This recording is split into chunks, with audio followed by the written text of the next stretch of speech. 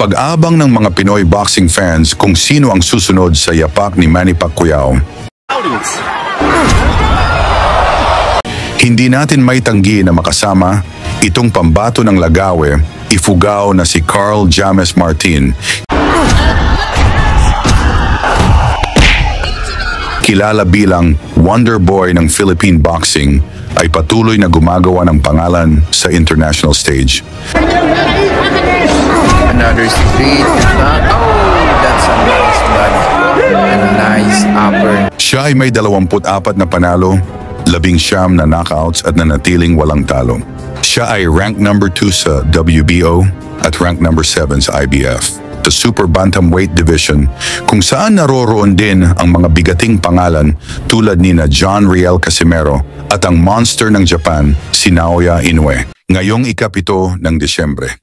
Lalaban si Martin sa Mexico sa ikalawang pagkakataon kontra sa Mexicanong si Ruben Tostado Garcia na may record na 27 panalo, 14 na talo at 10 knockout.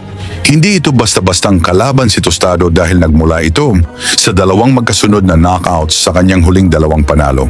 Habang si Martin naman matapos pirmahan ang kontrata sa Manny Pacquiao Promotions, nagtungo si Martin sa United States upang ipagpatuloy ang kanyang masinsinang training. Siya ay lalaban sa ilalim ng banner ng PBC at TGB Promotions, bagay na nagpapalakas sa kanyang pagkakataon na makipagsabayan sa mga bigating pangalan sa boxing. Bagamat may ilan sa mga fans ang nagsasabing hindi pa nasusubukan si Martin sa laban kontra mga dekalidad na kalaban, pinatunayan ito ni Wonderboy ng nakatapat nito ang world title challenger na si Chaiwat Buat Kratok na may 40 panalo at 26 dito ay sa pamamagitan ng knockouts. Halika mga boxing fans, ating balikang kung paano kinuha ni Martin ang WBO belt na dating hawak ni Casimero.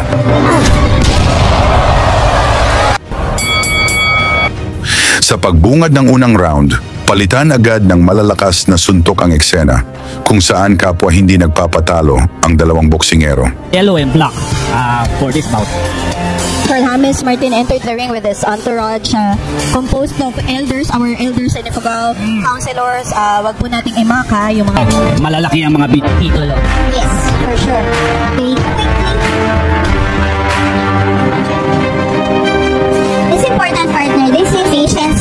Pacing is important. James Martin is trying to size up Buchakrok. Baga sinasabi sa Filipino teaser from Thailand. So, Highlander. Both are known for their warrior mental, partner. Carl, like I always say, pag kino-cover natin siya, Carl James Martin could beat you in 2 ways. He could beat you by points and he has the power to deliver that knockout.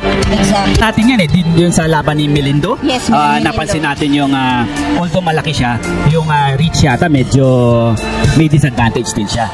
Yes, definitely. And you're right, sabi ng mga ilang fans, yes, may lakas. Oo naman, hindi ka naman kasi pwedeng masanksyon na lumaban sa WBO Global Championship kung hindi ka rated. And Carl James Martin, hindi mo matatawaran yung heart na time, pero wala siyang schedule na fight.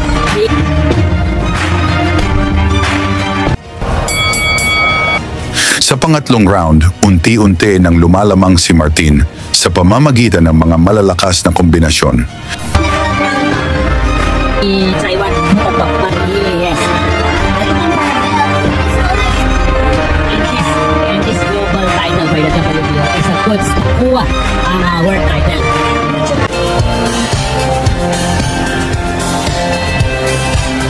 it's important, partner. This is a 12-round bout. It's important. Patience, pacing is important. Grab straight landed for Carl. Carl James Martin is trying to size up Buchakrok. Baga sinasabi sa Pilipino, tinatansya-tansya niya. Yan ang game plan ngayon ni Chadwight Buchakrok. A nice uppercut by Carl James Martin. Oh!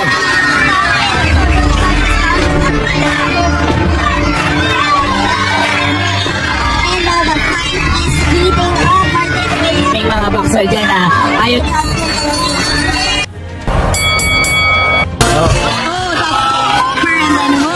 Up top landed for Carl James Martin.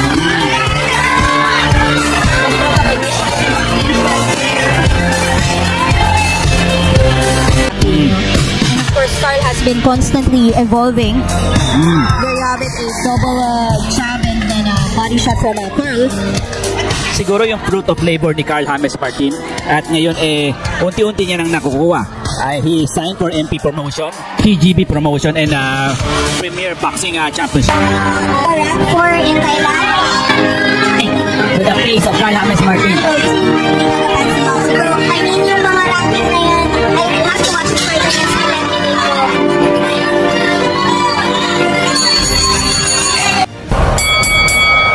Sa ika-5 round, mga malalakas na suntok na ang naipatama ni Martin. Ngunit matigas talaga ang Thai boxer. with that high guard, just absorbs that punch and counters. But not a scoring punch. Yeah! To just corner Martin, but can't. As if with the combination was good right there as he was getting out. Consecutive boot to the in the body. Oh, that's a little upper. Wow! Oh, wow! Martin with that uppercut. Oh, that body really hurts. Talagang gigil at nagsisigawan ang mga Pinoy. Na sumusuporta kay huge shot by both boxers at that exchange. That counter of Butatrok is very deadly, partner. For Nakita sure. natin. Definitely. Yung how solid that right of Butatrok. Pero Martin countered with a lot of combination on that instances.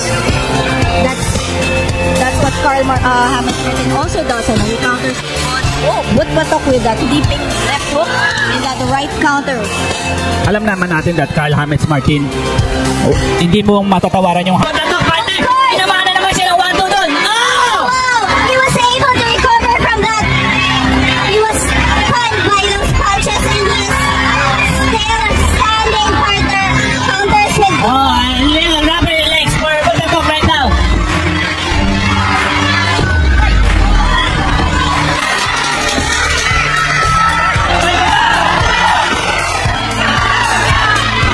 There you have it, Paul. Oh, wow, another.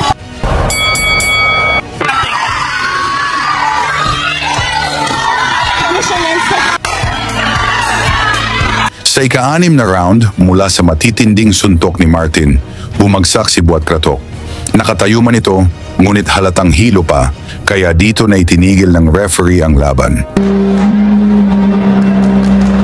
Sa pamamagitan ng panalong ito, inangkin ni Martin ang WBO Global Super Bantamweight title, ang dating hawak ni John Riel Casimero.